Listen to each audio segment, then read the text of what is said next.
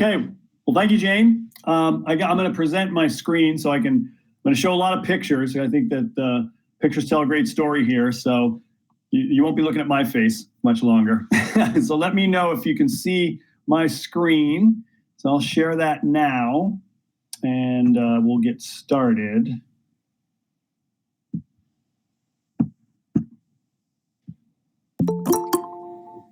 All right, can everyone see that? Yes. Awesome. Okay, is that big enough for everyone? Steve, we can also see your slides down the side. Yeah, I'll put it in. I think I can put it into full screen here. I just wanted to make sure it was all sized correctly. And how's? Well, yeah. So I don't know if I can. Oh, there we go. How's that? There you go. That's great. Perfect. Okay. Well, thank you for having me. Gene gave me a great introduction, and I appreciate that. I'm Steve Butts, and I'm here to talk about the Shay Settlement Project, which basically is the first formal study of the 18th century settlement that was founded by Captain Daniel Shays and his followers in 1787, shortly after the rebellion that he led in Massachusetts that bears his name. Amazingly, the archaeological site has remained untouched for over 200 years, completely isolated, which was a shock to me when I first got involved with this project back in April of 2013 is when it officially started. And as Jane referenced, the project also has included educating over 100 students in grades 9 through 12 have participated in these summer archaeology field schools that we've been running since 2014. So we're coming up on, it's pretty amazing how years go by so quickly. But yeah, we've run 7 and we're going to hopefully be getting into our 8th pretty soon. So yeah, it's a fascinating place. And for me, really, the story starts here with this picture and what was called the fort that I had moved into the area to begin my teaching career back in the late 1990s. And one of the locals took me on a snowmobile ride and knew that I was interested in science and history and local history especially. And he said, oh, I'll take you up to Shay's Fort up on Egg Mountain, which is just over the border in Vermont from New York State. So we went up there and here's what it was. And he said, oh yeah, this is a fort built by Daniel Shays. And, they were up here. And I said, after I was fascinated, of course, looking at it. And then when I left, though, I couldn't believe it. It was strange to me to think that, first of all, there'd be a fort built in the middle of Vermont wilderness. Secondly, having it associated with Shay's Rebellion, which really has to do with Massachusetts, which is, we're talking about 100 miles to the south where all that went down, mostly in Springfield, especially the armed engagement. So I was really intrigued. And so, of course, I began to research it. And what I found out was that there really wasn't much known about the area. So that led me to start this project back in 2013. To give you an idea where this is, it's officially in the town of Sandgate. So it's in southwestern Vermont, right on the border of New York, across from Salem, New York. And it is still today a very remote area. Here's a picture of the mountain range on which the settlement exists. So we're looking east toward Vermont. This is the town of Salem, New York. And this tall mountain here, right in the center, is Egg Mountain. And the settlement is actually located right up here on the right shoulder of the mountain, the south-facing shoulder of the mountain, at a very high elevation of about over 2,000 feet above sea level, which is, it's even a remote area today. So considering back then, 200 years ago, they were definitely living in the wilderness. And that's a close-up of the mountain as it appears. And like I said, most of the settlement is right up in this area here.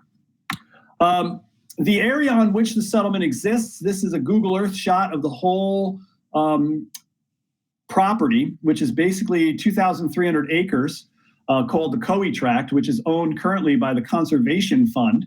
And they purchased the property actually about 3 years ago for sustainable timber management. And they're also looking to preserve it in perpetuity, which is good. And I'll talk more about that later. So that's good news for the settlement. But you can see even today, it's a very remote area. There's hardly anything going on up there. You can see little logging roads and whatnot, but mostly it's a pretty isolated forested area. The settlement itself is very widespread. It consists of many different features foundations that make up the settlement, and it stretches over an area of, well, probably about 300 acres comparatively when you look at the foundations and the farm fields that were associated with them. But you can see there's been about 9 to 10 structures located and other smaller ones that we still have to identify. So not only when this study started for me, I was trying to find out, well, what is this fort? Is this related to Shay's Rebellion in some way? And then as I began to do my surveying in the woods there, not only did we obviously relocate the fort, but then we located all of these other features as well, which is really pretty exciting, including these down here near the bottom center of the screen. Foundations 7, 8, and 9 actually were just discovered this past year. So the study continues, and this settlement is still revealing its secrets. I could probably talk this whole time about the life of Daniel Shays himself. He's a very interesting, I think I just knocked myself out of, there we go. He's a very interesting character. He was a Revolutionary War hero. He was fought as a captain in the Continental Army all the way from Bunker Hill through Saratoga, Stony Point. He saw lots of action. And even if he had nothing to do with the rebellion, he would have been a well-decorated officer and well-respected for his service that he gave to the colonies when they're fighting for their freedom. And he was a major player in many of these battles, including the surrender at Saratoga, which is pretty fascinating in itself. Of course, that was an important turning point in the Revolutionary War.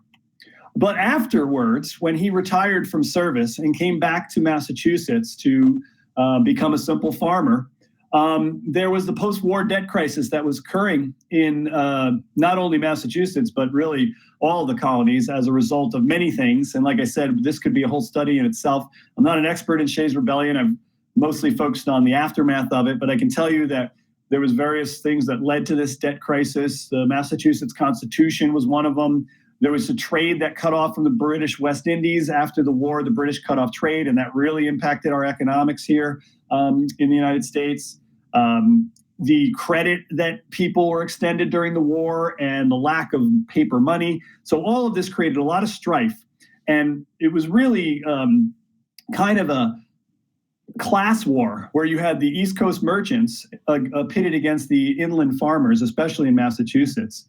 And this quote here at the bottom, which says, "A rising aristocracy bent on depriving them of their liberties." And a lot of these guys were former soldiers who fought for independence against Britain, and now they came home and were finding a similar kind of situation where they felt they were being taken advantage of by the debtors, or the deadees rather, and the people that they owed credit and money to. So that's kind of what led to this strife.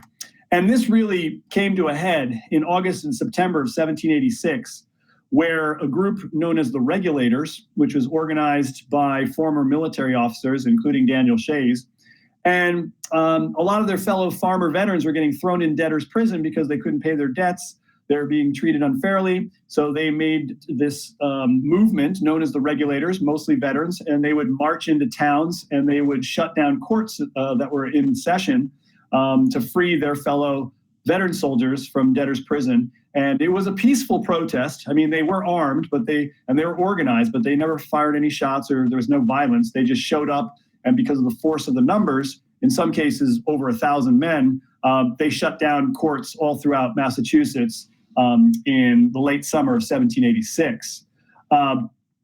This, of course, then was labeled a revolt by the Massachusetts governor, James Bowdoin, who tried to hire a militia of his own to go and combat these Regulators. And it all came to a head in January of 1787. And, you know, it's interesting because even though that took place in Massachusetts, Vermont gets involved right away because they knew of Ethan Allen's stature and fame from the war. And so he was still living in southern Vermont at that time.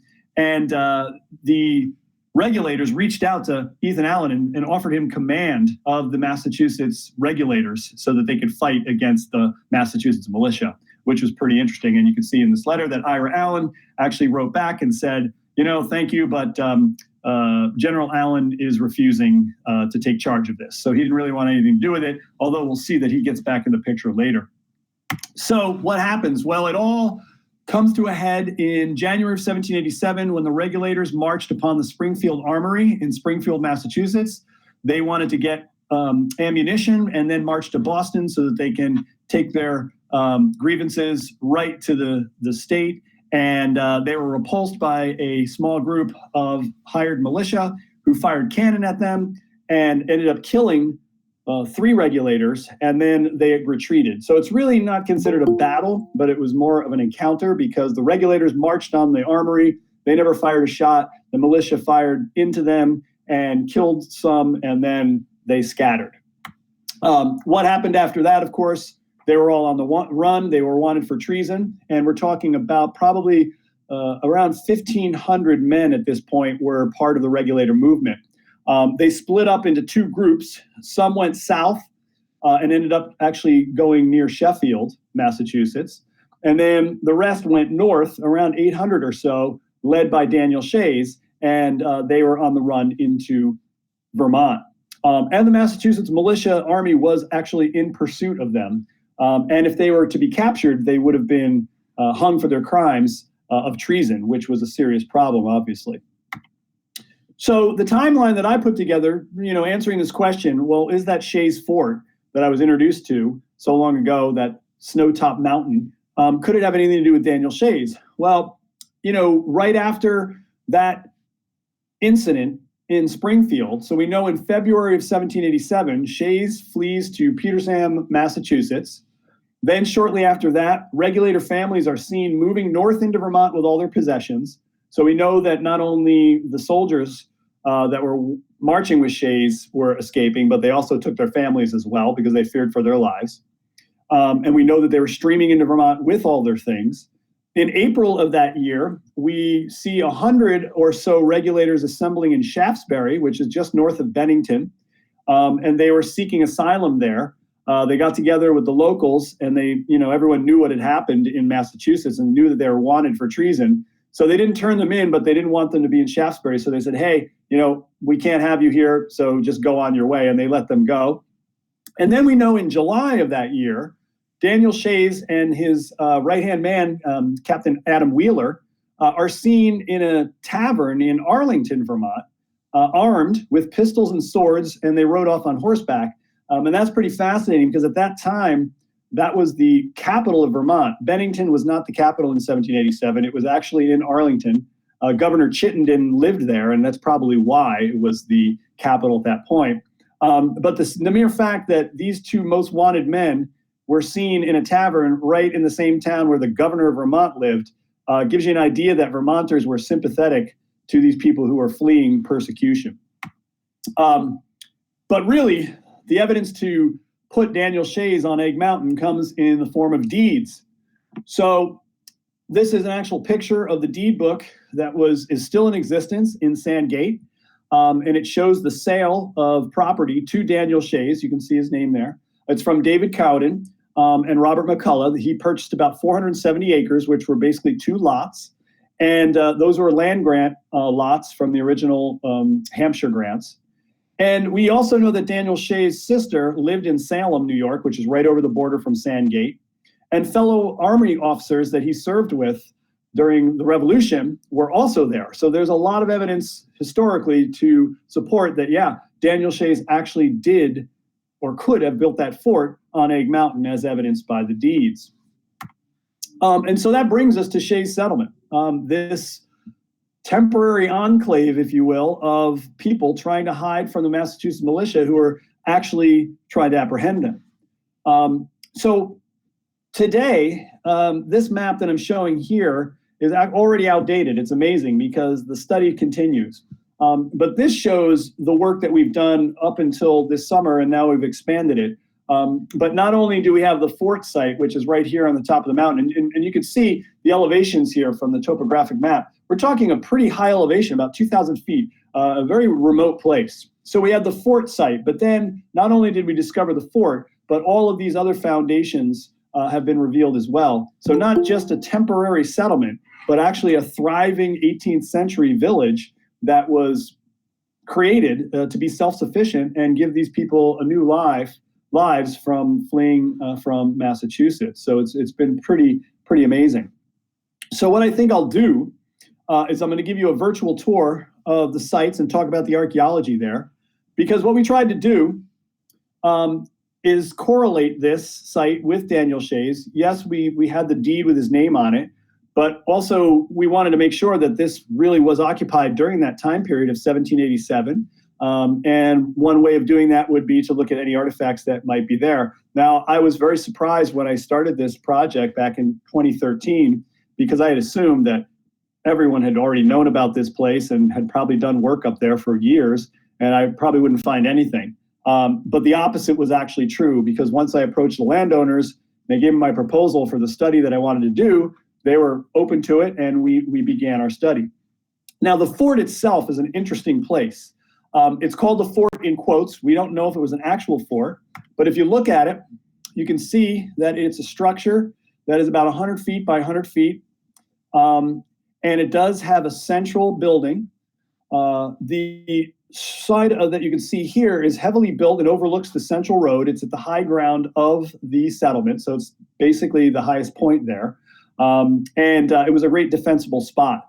You can also see that the central building that we uncovered, we're not sure, it could have been a multiple use for barn, but at one time it might have actually been a defensive structure that they're potentially using to protect themselves from the Massachusetts militia. Especially knowing that this one side that faces the road is heavily fortified, and then the back side isn't as much. It almost looks really, from an archaeological perspective, that they were in the process of building it and then stopped building the back wall. So, and I'll talk more about that later. So why would they have built a fort there? Well, we do know that the Massachusetts militia sent troops after Shays into Vermont, and it was led by Major Royal Tyler, who actually, he has a theater named for him at the University of Vermont. At this time, though, he lived in Massachusetts, and he was hired to go apprehend Daniel Shays and the Shayites, or regulators, that they were hiding in Vermont. And amazingly enough, in his own autobiography, Tyler writes that he arrested Adam Wheeler, but was soon rescued by 40-odd subjects of New York who carried him in triumph to a large mob of rebels. And what actually happened is there was a skirmish and there was a fight, and they freed Wheeler and they brought him back to the settlement. So we know that there was definitely an exchange, and we know that there were troops that were trying to apprehend Shays. So pretty interesting when you think, well, maybe that was used as a fort. They could have been a defensive structure, because the regulators were certainly not going to surrender, because they knew if they did, that they would be brought back to Boston and hung for treason. And this is interesting too. It seems that, going back to Ethan Allen, he was also involved, because Major Tyler reached out to him, because Major Tyler basically told Allen, look, you're well respected in Vermont, so why don't you tell me where they are, bring them back to Massachusetts, and we can work this out. Because this is a time when Vermont was not a state yet. So there was the 13 original states, and Vermont wanted to be a state. And so Major Tyler and the Massachusetts government were kind of using this as a bargaining chip. Hey, Ethan Allen, you bring us the Shayites, then maybe we can consider you being the 14th colony. So there was some politicking going on. But this quote is great. And Ethan Allen says, I do not think it worthwhile to try to prevent them who had fled into the state for shelter from cutting down our maple trees. So he knew that the settlement was being built, Ethan Allen. And he also called the Massachusetts government a pack of damn rascals. So he rejected Tyler's plea. So another fascinating aspect of our Vermont's own Ethan Allen. So that's the fort site. But the problem was, back in 2013 was a very wet season, so we really couldn't do any archaeology there. So then we decided to do work here at the next site down. Now, this dotted line is the road that goes through the settlement today. It's an old logging road, but we believe it was the actual road during the settlement when it was in existence. It was its main road, because all of the sites you can see are associated with that road. So here's a shot of the mill complex, as we call it, because it's not just one building. You can see there's the main mill, and then there's a building here that we call the Long Wall Foundation. It was a long rectangular building built into the side of the hill. This is a map of the entire complex. So there's the mill itself, there's the Long Wall Foundation. We have a cistern or possibly a privy here. And then up the hill, you can see there's a mill dam where the mill pond was. And we believe that there was a sluiceway that connected them that drove the wheel that powered the mill. So it was a pretty thrifty place, and they were very self-sufficient and looking forward and not only just hiding on the mountain for a short period of time, but actually trying to establish a settlement there, a long-term settlement. So I mentioned the mill first because this is where we began our excavations. So in the summers of 2014, 15, and 17, we had a year skip, and I'll talk about that later.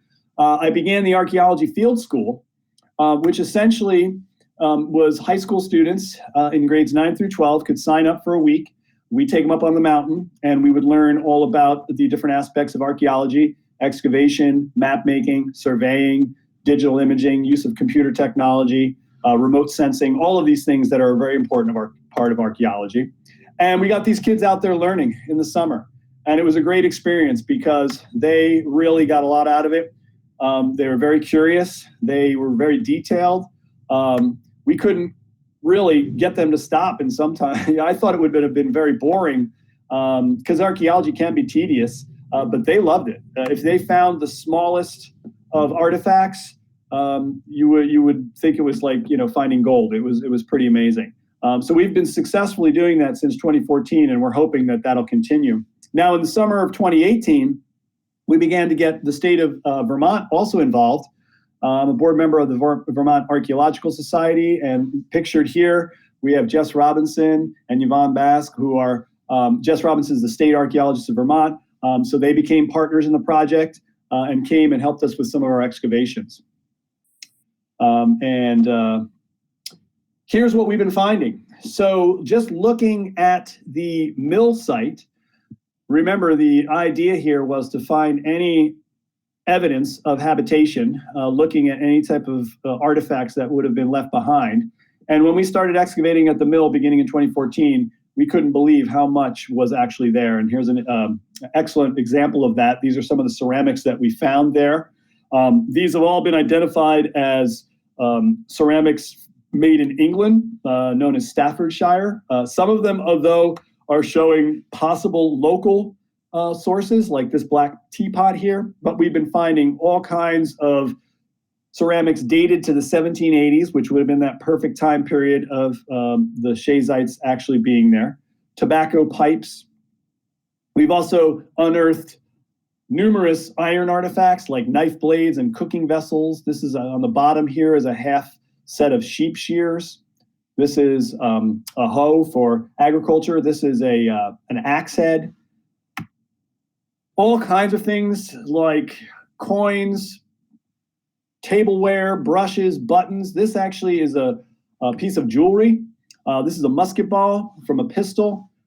These are bone-handled knives and forks. So really an unbelievable array of artifacts were coming out of the ground, not only showing this connection between the late 1780s, but also the fact that people were there doing a lot of things for a good period of time. Horseshoes, ox shoes, spikes, chains. This is a horse bit, which actually is in perfectly usable order. I mean, it's rusted because it's been in the ground for about 200 years, but this was an interesting find because we were wondering, well, why did this get thrown out? I mean, if this is still perfectly usable, well, you clean it up, you could use it on a horse today. So that was an interesting thing, and I'll talk more about that later, the significance of what that means. We also found animal bones and teeth, understanding their diet there and their agriculture, and window glass, which was really shocking, considering the idea was that these people were just up there building a temporary settlement to escape from the Massachusetts militia. But the presence of window glass is really intriguing because even if you lived in the middle of Richmond in 1780s, if Richmond was even around then, I'm not sure, window glass was very rare, very expensive. So how did it end up in Egg Mountain? And I'll talk more about that later. We also began to find evidence of burning. We have been excavating burnt timbers from the buildings, burnt ceramics, burnt glass. So there's a lot of evidence to suggest that the sites were burned at some point when they were abandoned, which is really intriguing. And this is a section of burnt timber from the mill itself. So all of that was from the mill. Now down the road from the mill, we have a site here called the Tavern. This is what the site looks like today. It's had a very large side chimney on it, dry laid fieldstone, but it also contained a very deep root cellar, extremely deep actually. In some cases, we think that it's about 8 feet deep, which is really unusual for a root cellar. So we were wondering, what was going on in this site. Why is it called the Tavern? Well, there is some evidence to suggest that there was a tavern there from our historical documentation that we've had. But when we started the archaeology there, it's one thing to find cellar holes in the mountains of Vermont, but it's also another thing to correlate them together. You don't know that they were actually occupied at the same time. It could have been a person 100 years later that built this little cabin. But that's where archaeology really comes into play, because you can see the artifacts that we found at the Tavern match the same artifacts that we were finding at the mill, suggesting that these sites were occupied at the same time by the same people, and presumably that would have been Daniel Shay's and his followers. This is a fascinating find from the Tavern. It's called a crotal bell, which is essentially a large version of a jingle bell. It could have been from a sleigh or horse or an animal. It could have been for something to do with other musical instruments, but that was a really good find that we discovered at the Tavern site. Now, this past summer, right near the Tavern site is this cabin. It's called McGee's Cabin, and this is there. It was built around 1900 by a logger who did work up there. His name is Fremont McGee. I've done the research on it. And we didn't know if this cabin was built on another site from the settlement. So because of the COVID-19, we couldn't do our summer field school. So I contacted a few of my graduates who had already graduated from high school, but were still interested in archaeology, and said, hey, you want to come up and volunteer? We'll wear a mask, we'll do social distancing, but we want to see if we can excavate down the side of this McGee's Cabin and see if it was built on a 18th century foundation. So that's basically all we were able to do this summer. And we learned that it was not built on a foundation. So that's an interesting thing, and we hope to learn more about that as we move forward. So that was the Tavern site. Then we moved down the road here. This is the third site that we were investigating. It's called the Central Chimney House. You can see a very large structure, about 20 by 40, with a huge central hearth in the middle, a very small root cellar. We believe this is the doorstep that actually entered into the cabin, still in place. And after doing our archaeological investigation, you can see some of the artifacts that we're finding. Same ceramics that we found at the mill and the Tavern, so pointing to that same time period of occupation. Again, presence of window glass. Agricultural implements. This is a reaping knife. So they were definitely growing crops there. We also found a military button right here. This was in the summer of 2017. And we've identified that as being a button from the War of 1812, the New York State Militia. So that suggests that someone who lived in the Center Chimney House lived there from 1787 all the way up until about 1812 at least. So that's a very long period of occupation. So that was an interesting find for us, because the hypothesis was that this village was built just as a place to hide away and for a short amount of time. But now we believe that it was occupied maybe as long as 25 years. And that was all at the Center Chimney House. And then there is this Foundation 4, which is down the creek from the Center Chimney House.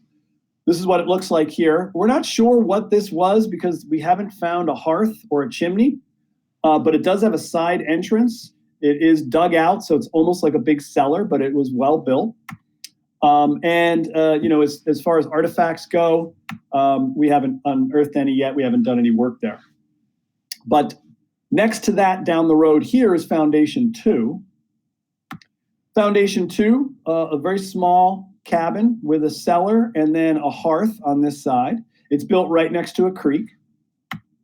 This is a better shot of it. This is an abutment that protects the structure from the creek. Here you can see the base of the chimney and then the small cellar, and actually the chimney had collapsed into the cellar. So we did some excavations there to see exactly, knowing that this structure was so far removed from the others. Was this a cabin that was built at a separate time? Was it not associated with the Shayites? But archaeology is a great tool for that because it's very objective. And you can see some of the artifacts that we begin to pull out of the ground there. Again, window glass and these patterns of ceramics, which are becoming familiar and definitely dated to that period of 1780. And that was at Foundation 2. Then right up the hill from Foundation 2 is Foundation 3 here. This is Foundation 3. Again, it had a cellar with a side entrance and then a very large fieldstone fireplace or hearth. Here's a great shot of it. You can see there's the cellar. And then here, what's interesting about this is you can actually see how the chimney collapsed in one event. This big rectangular chimney just fell over and it still maintains its shape. So that was pretty cool. So we wanted to correlate this to the rest of the settlement. And here's some of the artifacts that we uncovered there. Again, these ceramics from Staffordshire, England, same years of occupation, window glass, a pewter spoon, some tobacco pipes. There's a really nice tobacco bowl that we unearthed. This was fascinating. This is a piece of a spyglass window, which is an old form of window with that big kind of blob in the middle. So they had windows there as well. This was a hoe that we found, implement of agriculture, still in pretty good shape. I mean, yeah, it was in the ground for about 200 years, but not broken. So discarded, still in a usable form, which is fascinating. And then Foundation 3 has a privy, so a separate structure they used for waste. We excavated the privy in our field school, and we found the same type of artifacts that we've been finding everywhere. So definitely correlating to that period of occupation. So we had thought, and this was around the summer of 2015 or 16, that we had discovered all of the portions of the settlement here, which included the fort, the mill, and all the way to Foundation 3. And then since it was our third year of study, a lot of people were interested in what was going on up there, what we were learning. And I got a phone call from somebody and he said, I know what you're doing up there, but you better be careful because your students are going to get the plague. And also, you're not anywhere near Daniel Shay's house. And I said, whoa, wait a minute. First of all, the plague, we're okay. Thank you for your concern. We're being safe, and no one's gotten sick, because he was referring to that he had heard that the plague had killed all the members of the settlement in the past, and I'll talk about that later. But he had mentioned Daniel Shay's house. So I said, wait a minute, what are you talking about Daniel Shay's house? He goes, I know where you're doing your excavations and you're not anywhere near Daniel Shay's house. And I said, well, okay, then why don't we get together? We'll get in the Jeep, we'll drive up, and you can show me where Daniel Shay's house is. And he goes, no, I don't have the time. And he hung up. And that was it. So it was kind of frustrating, but it was also revealing because I then began to think, well, what have I missed? How could I have missed a foundation somewhere that he's talking about?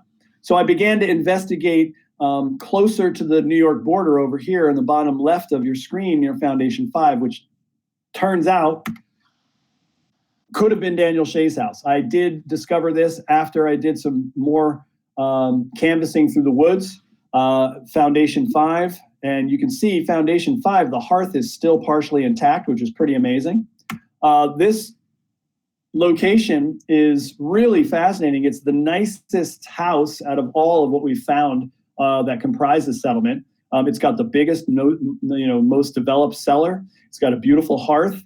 It's a very large structure. There are small buildings, outbuildings next to it.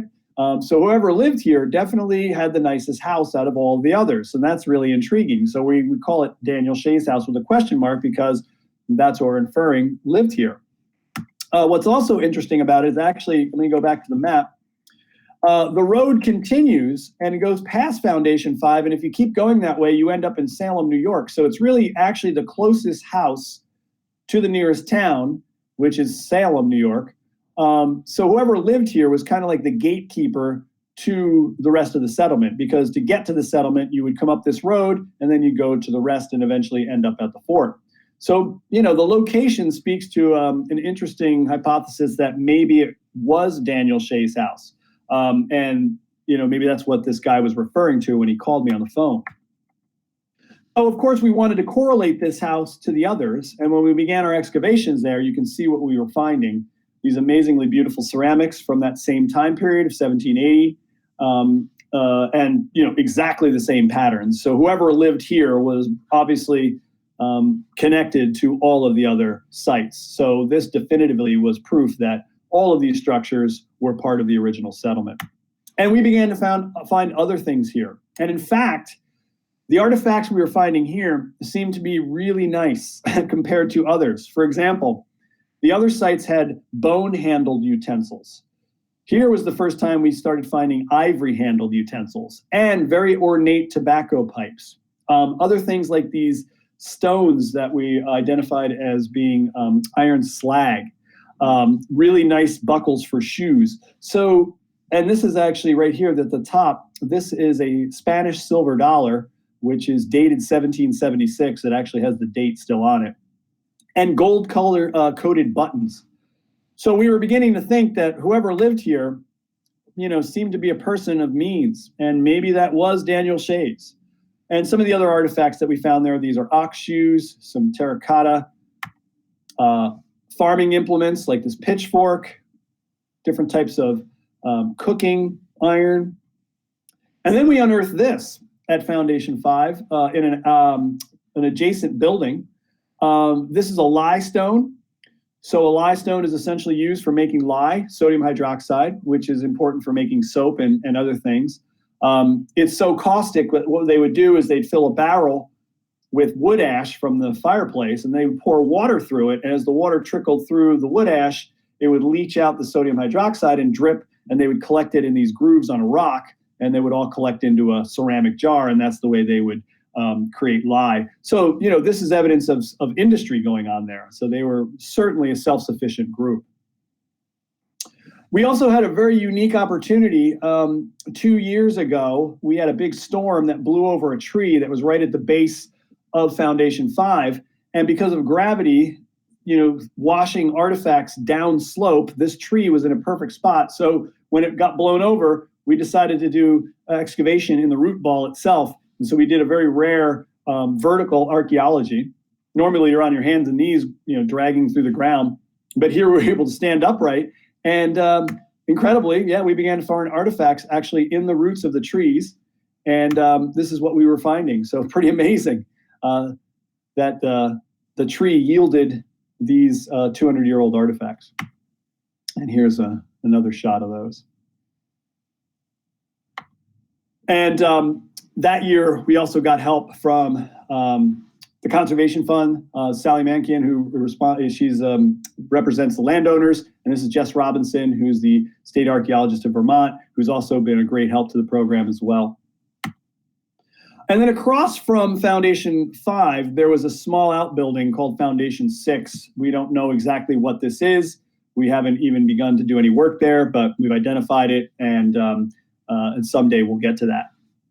Now, what's fascinating is that, so there was a year that we thought we knew everything, and then we found out about Foundation 5, and so then we thought we knew everything again, and lo and behold, we have this wonderful technology in archaeology called LIDAR, and LIDAR is essentially using a high-quality laser that you fly a plane over the landscape, and it shoots the laser down.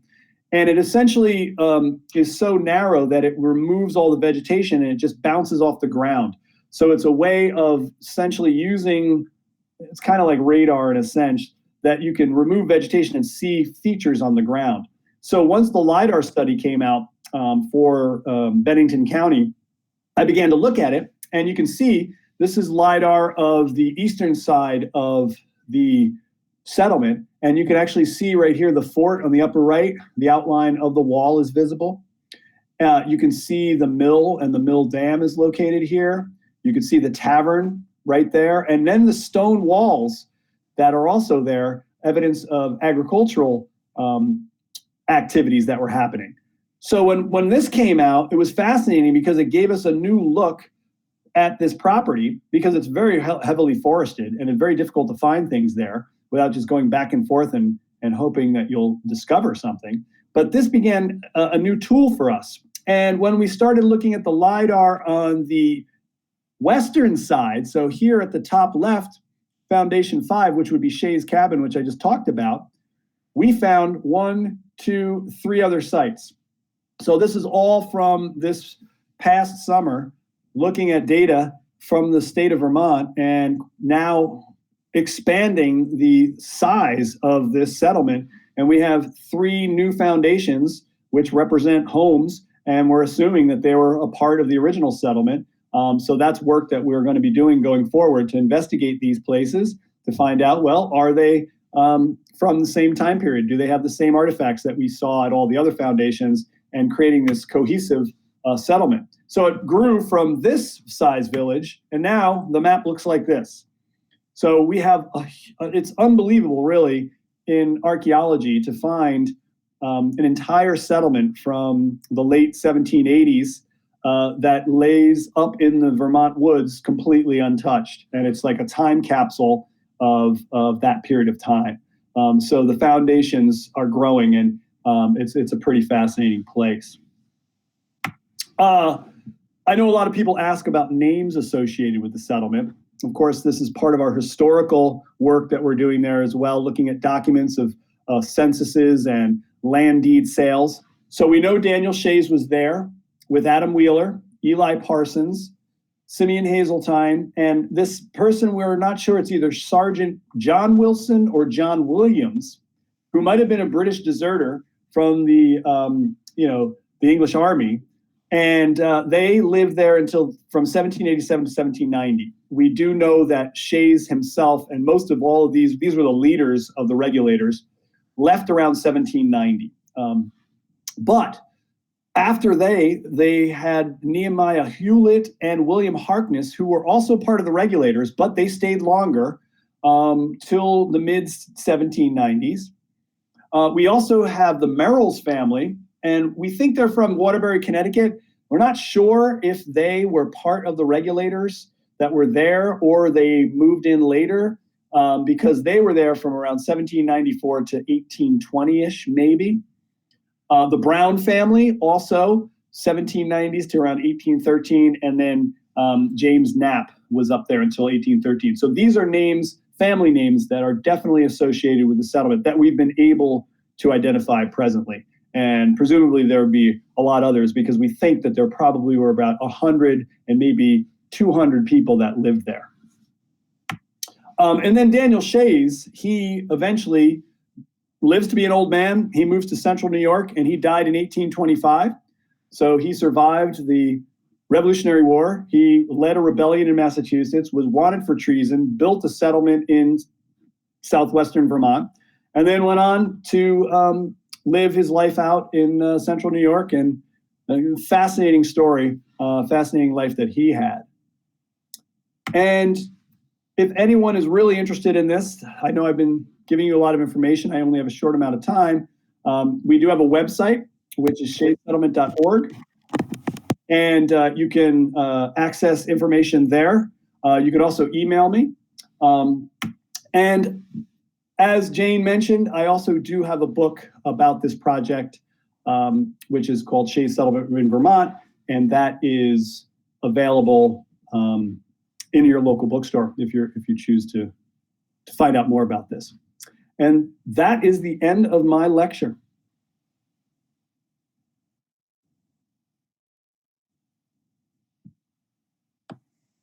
And I'd be glad to take questions if anyone has any.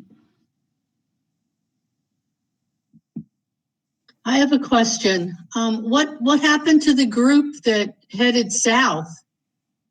Yes. Okay. So the group that headed south was led by a guy named Perez Hamlin, and they went and looted. Shay's and his group basically escaped and went into Vermont to start a new life. And they were trying to petition the government for a pardon, which they eventually got. So they were a little bit more tame. The group that went south went and basically sacked Stockbridge, Great Barrington, and then they got into an actual battle with the Massachusetts militia near Sheffield. And there were people killed. I mean, it was a true battle. It wasn't just an encounter like the one in Springfield. And then he was arrested, and then they basically broke that up. So that's what happened to them. They really continued to actually exploit the rebellion and took it from, we're trying to air our grievances through peaceful protest, but now they went and just went straight into looting. So that kind of got ugly, but they all ended up getting arrested, and that got broken up.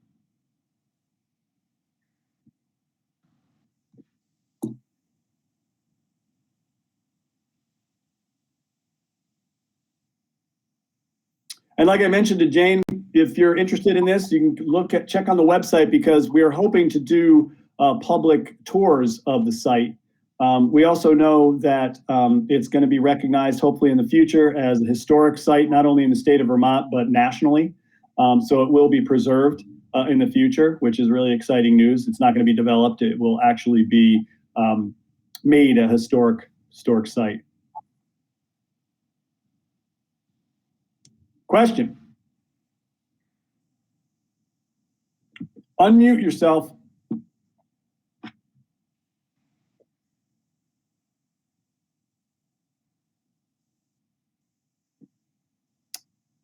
Microphone? Is that doing? Okay, there you go. We can hear you. Okay. I have a grandson who is a rising junior at Mount Mansfield Union High School, who has done some amateur history studies and so forth, and redesigned battlefields, the alignments and different things. And he would eat this stuff up. How does he apply? And then his grandmother will make sure he does. Yeah, that's a great question. So on our website, for shaysettlement.org, we have information about the field school there. We also have a Facebook page, which you don't have to be a member of Facebook, but it's a public page that you can also find information about the project. That actually is really good, because there's all kinds of pictures from every year we do at the field school, so you can see all the work that's been done. So that's where the information will be posted. As of today, I do not know what the plans are for summer and being able to hold a field school with students. Last year we couldn't do it. We only did it with students that had graduated already and they were volunteering. This year we're hoping to go back to semi-normal. We'll see. I don't know when that decision is going to be made. It's up to the state of Vermont to allow or whatever to make these programs available again. So I guess my only thought is to say, check with the website periodically to see if the field school is going to run or not, because as of today, I still don't know. It's my hope that that'll happen. But certainly if it's running, then he can apply and participate. What sort of process is involved in applying? I mean, Just submitting your name. There's a small fee usually associated with participating. I think it was like $50 2 years ago. But that's it. You apply, you got to fill out a medical form. You have to have transportation to, where we're going to be meeting, where the bus will take them. And but it's pretty straightforward. If you want to be in it, you can be in it. great. That's wonderful. Thank you. Yep. Have you found a substantial cemetery? Yeah. Okay. Great question. We have found there's 2 rumored cemeteries to be up there. And I should mention that the working hypothesis right now is that the settlement was abandoned totally in 1813, possibly as a result of an epidemic that went through Vermont at that time and wiped it out. And there is a mass burial site that we've identified, which is a huge pile of stones with a central marker although the marker doesn't have any information on it, it looks to be a mass burial, which might have been from the epidemic that killed a lot of people during that time. And then there was another cemetery that it was rumored to be up there. We heard that a logging company used it as a logging landing and plowed it over. Oh.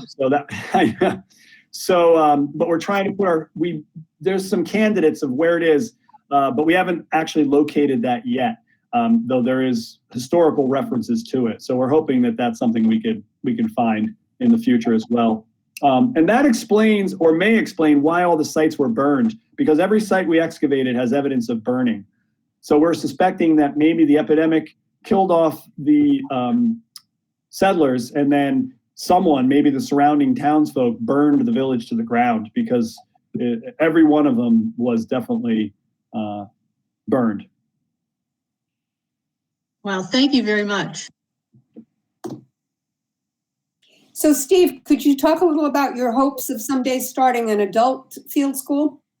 Yes. One of the things working with the Vermont Archaeological Society that we're trying to do is, because for all these years, I've been lecturing and people are like, oh, it's great what you're doing with the students, but how can an adult get involved in this? And so I know there's a lot of interest in, so we're trying to work with the Vermont Archaeological Society to maybe create a day or 2 days that people can sign up and go up there and volunteer for the day and do some excavation and learn about the history of the settlement. So yeah, we're definitely working on that. And again, that's also dependent on what this summer is going to look like, of course. But the good news is that the idea, if we were going to do something like that, it would be during Vermont Archaeological Month, which is September. So that gives us a little time maybe to get things together, and maybe some of the restrictions will ease up and allow for these collaborations to occur. How many more years do you see yourself working there? Is it like infinite amount of work left? Yeah, it is. There's so much work to be done up there. It's great. Like I said, we just found those 3 foundations. There's still a lot of other work just to be done at the foundations that we've already been working at. Then there's studies that could look at it's never ending for sure. I think it's a pretty exciting place and holds a lot of, it's an interesting time capsule of early Vermont, really. Oh, and you were going to tell us about the window glass. Oh, yeah. So the window glass is fascinating because researching that, it's so unusual to have windows. It's very, very, very expensive item anywhere in Vermont or Massachusetts in 1780 to have a window in your house was a big deal, especially on the frontier. There's a great book by, he's an artist. It's The Diary of American Farm Boy. Stone, he's a famous artist. He draws barns. Is his last name Stone? Is that Noel Perrin? That's not Noel Perrin, is it? No. Sloan, Eric Sloan. That's it. Yes, Eric Sloan. He's an amazing artist, a great historian. But he wrote a book called The Diary of the American Farm Boy, and in it, and it's funny because it's right around 1800 when it takes place, so it's right at the same time period as this settlement. And part of the thing was him getting a glass window for his room. It was like a big deal. So finding the window glass there was really unusual. And what we believe has happened, that there might have been a secret benefactor, this guy named John Bay, who was an Albany lawyer and was actually part of the New York State Assembly during this time when the settlement was in existence, which is really odd. But he gets involved with purchasing some of the property up there, and we believe he was fronting money to the Shayites to help them start a new life because he was sympathetic to their cause. So that's really fascinating, and it might explain where the money came from, because that was always the question: was okay, how did they build this with nothing? If they escaped from Massachusetts, and yes, they brought some of their stuff with them, but how would they start all this? They needed nails and tools, and so they had some kind of support, and it seems that John Bay might have been that support financially, which is fascinating, and that might explain the window glass. Another aspect of that too is that we know the settlement existed until around 1813, 1815, so that would have given time for the original structures to be improved. If you're living in a house for 20 years, you finally put up that window, I guess. yeah, so that's some of the working ideas on that. So what do you know about the women who lived in that settlement, or was it all men? Excellent question. From our historical documentation, we know that the Shayites took their families with them. We know there are women and children there. The only evidence of women, through archaeological remains, is jewelry. We found women's jewelry there. So that's the only, solid evidence. But we know that, like, for example, Daniel Shays was there with his wife and his I think he had 5 kids there. We know the Browns that lived in the center chimney house. They raised 4 children there. So yeah, it was definitely a society with women and children as well. Okay.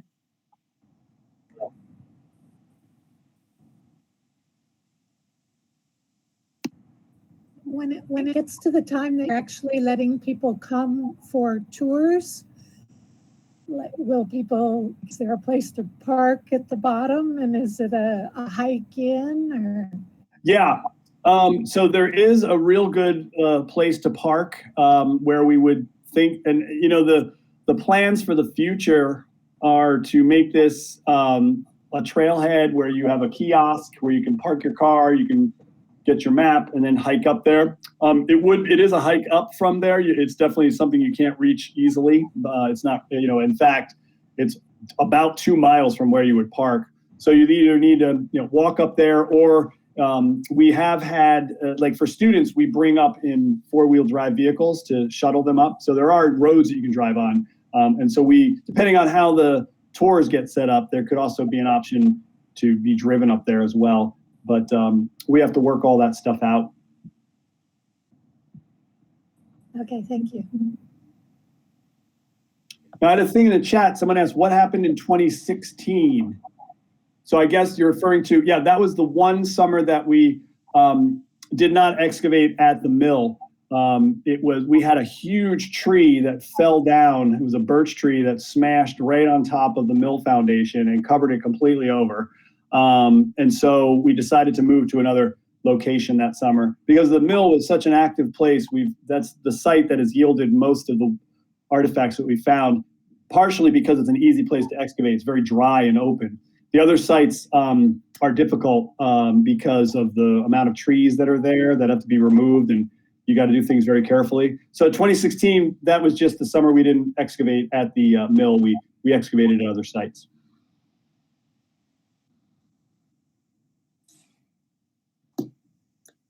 Steve, what do you see happening to all these artifacts? I mean, like, where are they now and where might they end up? Yeah, great question. So all the artifacts are being donated to the state of Vermont. So they're going to go to the, in Montpelier, part of the collections there.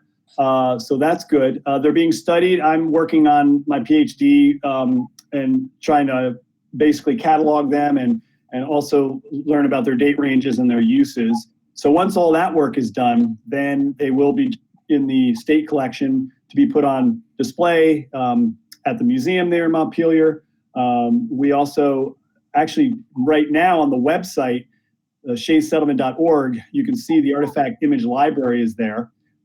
It's pretty much the entire collection at this point. There's still more that has to be added, but we've gotten a lot up there. So you can actually go to the website right now and click on the artifacts and see them individually. And so, they're accessible electronically as well. And on the website, there is also an interactive map that you can click on each site. And we had students one year do 360-degree panorama views of the sites. So, you can do a virtual tour today. You can go on to shaysettlement.org, click on the sites, click on the interactive map, and then when you click on each one, you'll show up there and you can spin your mouse around and look up, look down, and 360, it shows you all of the sites. So it's pretty cool. We're trying to be as much interactive as possible to make this place as accessible as possible, even virtually, because it is so remote and people are so interested in it.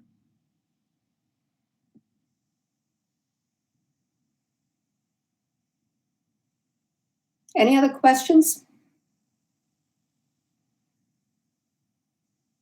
Thank you, Steve. This is really been fascinating. Wait, Jane, I had one question. If you had 100 people going up, you're only excavating 9 locations right now. How many more foundations might be up there? How many other houses built? Yeah. Yeah, that's a great question. So one of the historical references that we uncovered from a guy who was a kid when in the 1780s and the early 1800s, and he wrote in his diary that he looked up on Egg Mountain and saw the smoke from 100 cabins. And so that was, like, wow, that's a lot of cabins. We've only found 9 sites out of 100.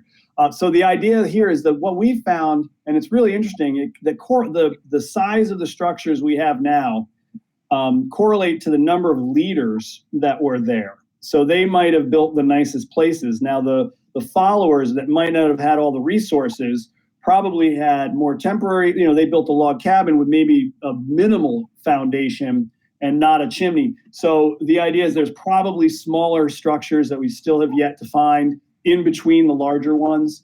In our surveys originally, we've identified stone piles that we still have to go back and kind of look at and see, well, is that a hearth that might have been for a small cabin?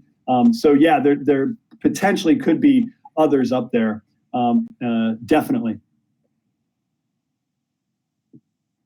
And we're hoping that LiDAR study that I referenced earlier, they're supposed to be doing a higher resolution LiDAR, which would even locate more smaller features. And that might help reveal these other dwellings that we might have missed.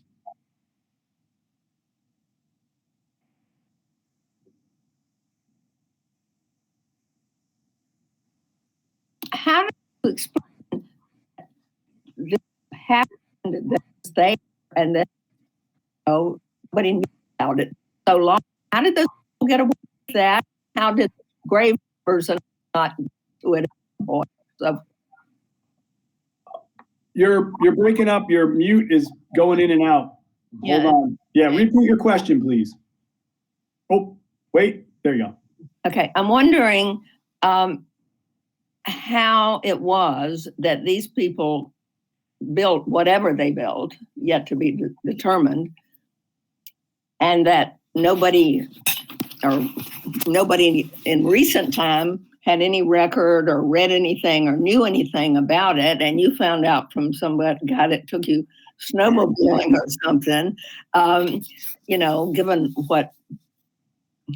what Massachusetts in particular, but also Vermont is into about its history.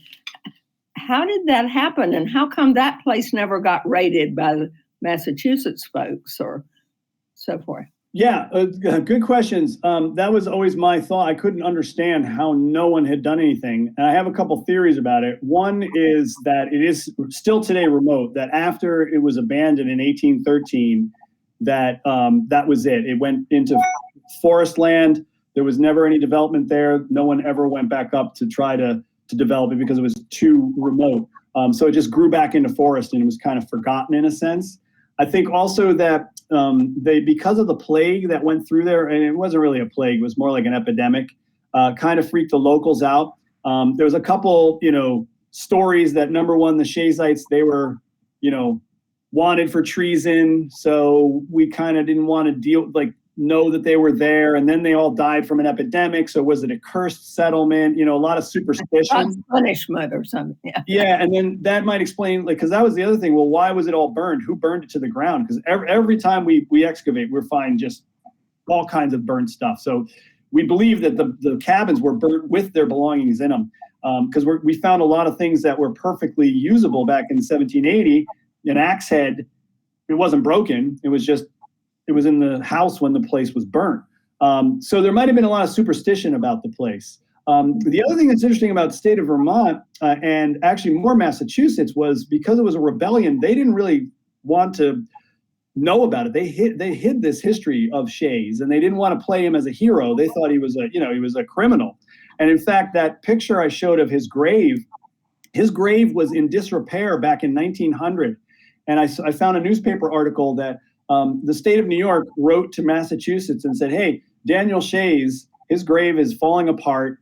He was a Revolutionary War hero, Shays Rebellion. Do you want to, fix? And no, we don't want to put any money to traitors. So they didn't do anything. So then it was fascinating. But that has changed because since that time, then they built Daniel Shay's Highway, and they've kind of had a revitalization of, oh, we like Daniel Shay's. He was for the common man. So it's kind of there's a history there of that. It's interesting in that regard. Yeah. Thank you. So Steve, there was no record in the historical record, there was no mention of an epidemic?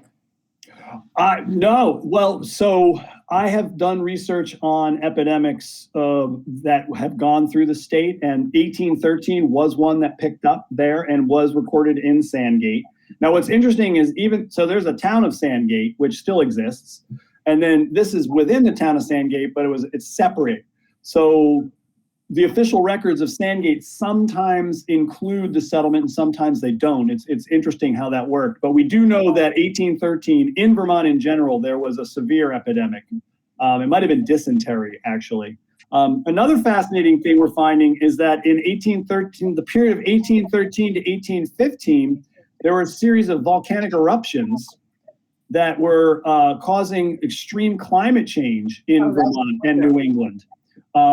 They might have called it the Little Ice Age. You might have heard that, where that actually stretched all the way up to the Tambora explosion of 1815. So it's very interesting that all that has occurred at the same time, that the settlement was abandoned at the same time that there was an epidemic, and then there was extreme stress on growing conditions because it was so cold. You got to realize that these people were trying to grow plants at 2,000 feet above sea level.